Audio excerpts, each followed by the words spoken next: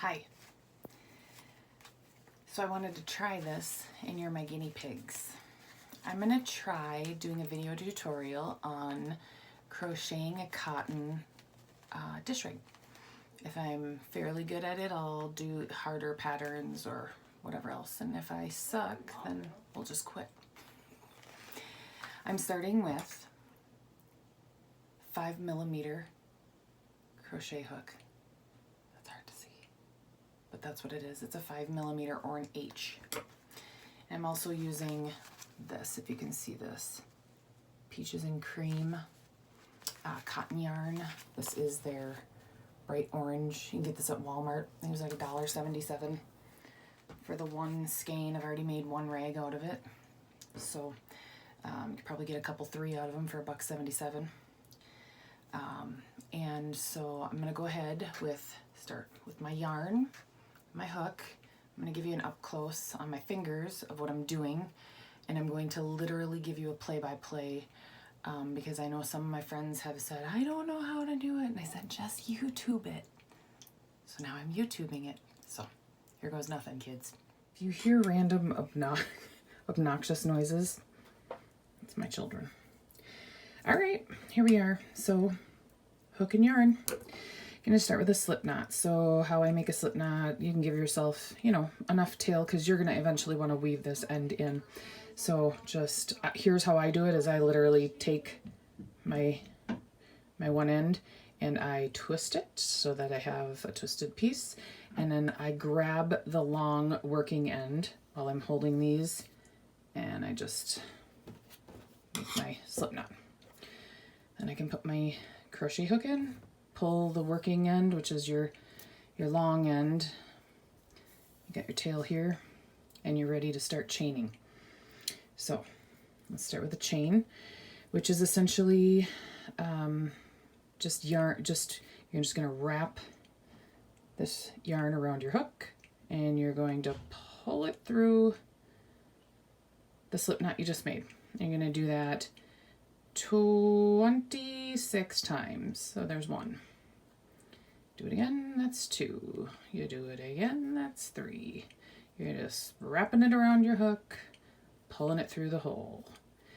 And if you lose track, so let's just whip up a few here as you're working on yours. And make sure to make them not tight, because you have to come back through the top of these to work your stitch for your first row.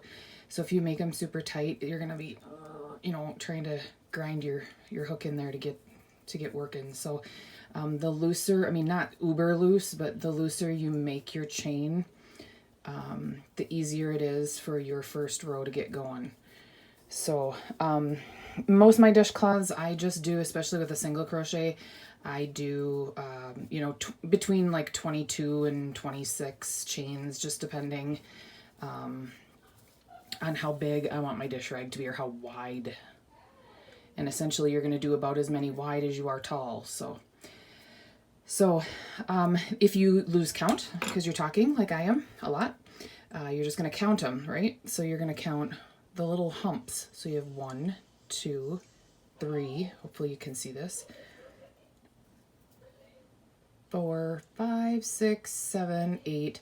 You're just going to continue to count however many chains, and you're never going to count your beginning. And in fact, if you really make it tight so that you can't count that, you just don't ever want to count this chunk here at the bottom. So anyway, go ahead and make your, I would say any 24 to 26 chains for your foundation chain. And then when you get back, I will show you how to start your first row of single crochets. So you have 26 single crochets. I'd guess that's about 6 inches long so far. And now in order to start your second row of so this was your foundation chain row, you're going to start your first actual row of single crochets. So we never stitch or we never crochet into, of course, the loop that you're working here. So you essentially are skipping the first loop away from where your hook is, and you're going to go into this next loop, if you can see that very well. next to, which is going to be this guy right here. So kind of tighten up. I mean, not super tight, but you know, I mean, don't leave it like wonky, like, you know, super sloppy. You're just going to take your little eye guy here and you're going to put it in that top. You put it right in the very top of these little chains. You want to always clear it up for you. There you go. Always be in this top part of your chain. There's a tiny little hole there. Oops. All of these are where you want to work. You want to work in this top part of each and every one of your chains. The chains, that's why it's easiest if you do them loose, because if they're too tight, you've got to pry the hook in there. So once you get it into your top of your first chain, you're going to yarn over, you're going to pull your yarn through. You're going to have 2 loops on your hook, yarn over again, and pull through the 2. Let's do it again. So this is your next chain, right? And you're going to go right in the top of there. So we're going to go, we're going to go in this nice tight one that I said not to do. I'm going to put it in the top of the chain, and you're going to grab yarn, or that's called yarning over, and then you're going to have 2 loops on your hook. You're going to yarn over, and that's going to close off the single crochet. Let's do it again. So here's your chain, right? Just poke your needle right in the top of that, comes out the other side. You yarn over and just pull the yarn through it, and then pull it through the 2 loops to bind off that single crochet. This one's an obvious one. See how you can see I made that one a little bit looser. So here we're just going to go poke your needle, your hook in there, yarn over, pull through, 2 loops, yarn over, pull through 2. Next one. Go through the top of the chain. You're going to yarn over. You want 2 loops always on a single crochet. You just want 2 loops, and you want to yarn over and pull through the 2. That's all a single crochet is. So go through the rest of your chain, working these single crochets. So you're poking through the top of each chain, you're yarning over, pulling through with the 2 loops, yarn over and pull through both of them, all the way down the line. So you're going to do that to 25 stitches if you chain your 26. And when you get to the end, I'll show you how to move on to row 3. Alright, so I'm almost to the end of my chain here. I have, looks like 2 left. So, single crochet that one. And now I'm at the last chain that needs a single crochet. So I'm going to do it the exact same way I did everything else. 2 loops, yarn over, pull through both of those. So I have now, and it's inevitable. Every chain I've ever made, it doesn't matter how loose I make it, it seems to always feel a little tight when I pull on it, so I just yank it a little bit, get it to sit nice and straight like that. So that's your first row of single crochets, and now you're ready to move on.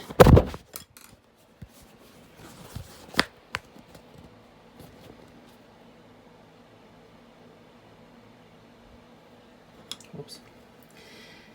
Ready to move on to row 3, or row 2, excuse me.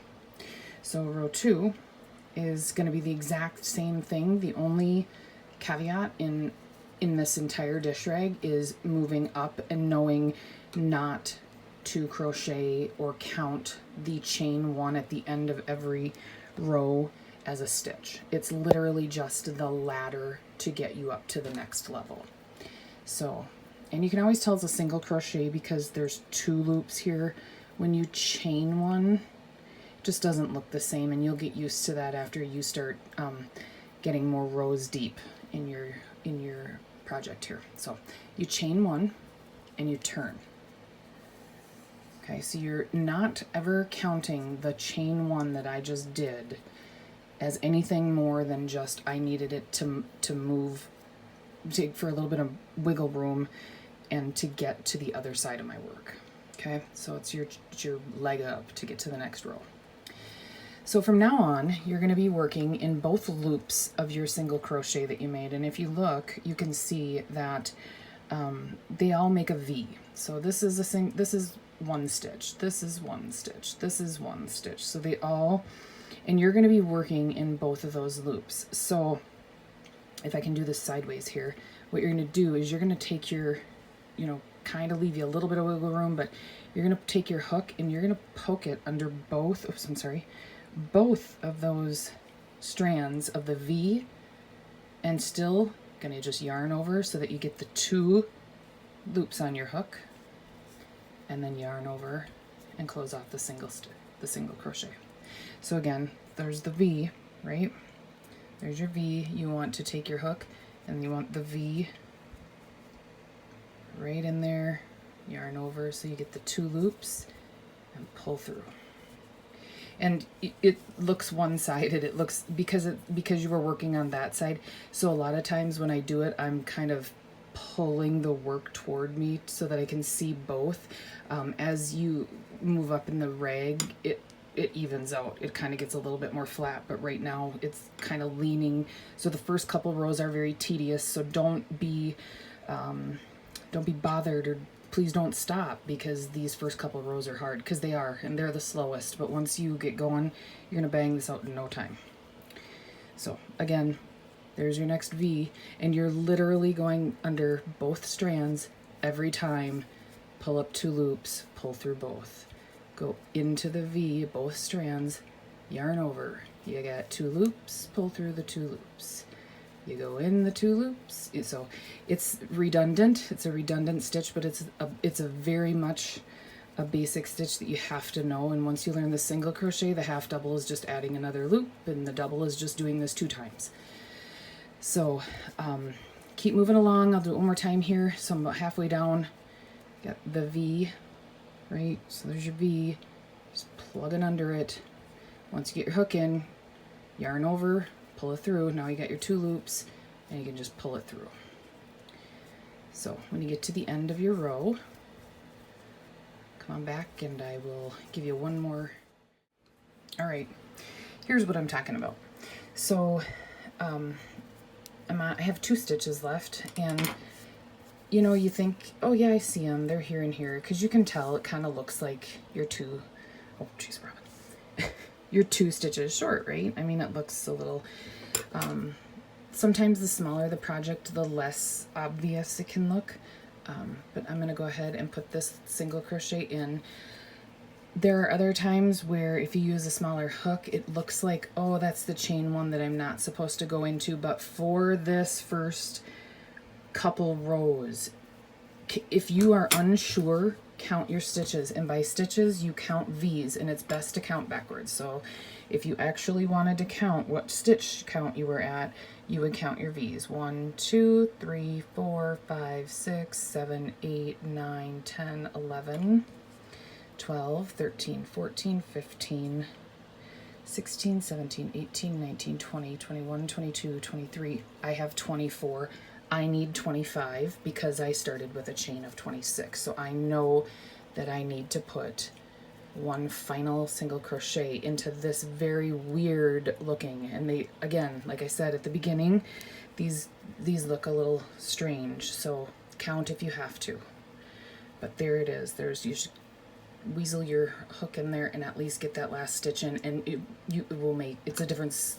It's a huge difference. If you don't do that, you're gonna get a rag that's shaped like this. It's gonna look like a trapezoid. So now that you've got 25 stitches in times 2, you're literally gonna repeat that 20, well, however many times you want. I mean, you can make it, if you just want a long, you know, skinnier rag, and then maybe some people want them really wide, I don't know.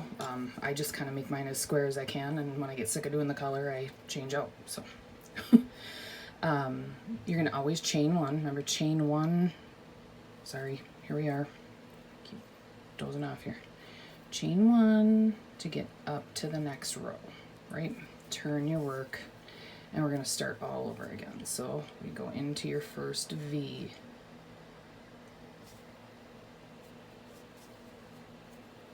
If this looks a little sloppy, I can, for sometimes, you know, I go back. You're still at this chain 1 time. I will tighten it up, just because if you're gonna learn to put borders and stuff on things, I wouldn't worry too much about it. But if you're not doing borders for the time being, I would kind of try to get it a little bit cleaner. So again, chain 1 and just do that one a little bit tighter. Oops. There we go. And then we can go through and single crochet again. So we're going to go through both the V's, yarn over, pull through, yarn over, pull through 2. Under both the V's, yarn over, pull through, yarn over, pull through 2. And literally going to do that another 25 times down the row. If I have missed something besides my serious lack of camera skills, I'm still working on lighting, trying to get the gist of tutorials down, let me know, because I'd like to provide any help I can to keep things going. Maybe I could do some fun stitches for scrubbies, things like that, so people could be making their own or making their own gifts. It's really just this easy. Once you've nailed this down after a couple dish rags, you'll be like, next. And we can even throw in 2 stitches together in a rag, which gives it a lot of texture, kind of gives it that bumpy effect. Makes for fun. Variegated yarn makes for fun, makes it look like you did more work than you really did. So, all right, I'm coming up to the end of this row. Again, now it's starting to seem a lot more clear that I can see that is clearly a stitch. Here is that chain that I can now see. Oh yeah, I did use that for turning, so that's not something I'm gonna go into. So right here, I'm just gonna put my last single crochet. Now I'm gonna chain 1 so that I can turn and I can go up again. Now in here, again, this is the chain 1, and if you have to look at it, you know, head on, remember you just chained 1, so you're never ever going to use this one. So you can kind of just put your finger there and go, oh yeah, I'm supposed to go in right here.